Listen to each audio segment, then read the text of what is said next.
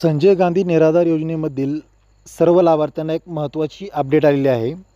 आता संजय गांधी निराधार योजनेमधील जे काही पात्र लाभार्थी आहेत त्यांचा चालू महिन्याचा जो काही हप्ता आहे तो पुढील 2 दिवसांमध्ये वितरित करण्यात येणार आहे। त्याबाबतचं नोटिफिकेशन त्यांच्या वेबसाईटवरती दिसत आहे, तुम्ही इथे पाहू शकताय।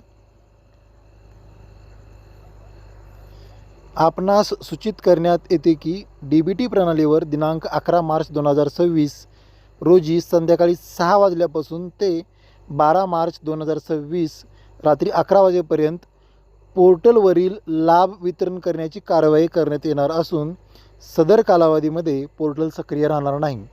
ज्या वेळेस हे जे काही योजनेचे वितरण होत असते त्यावेळेस अशा प्रकारचं नोटिफिकेशन येत असतं। आता DBT लिंक असलेल्या बँक खात्यामध्ये ही जी रक्कम आहे ती येत्या 2 ते 3 दिवसांमध्ये जमा होण्याची शक्यता आहे।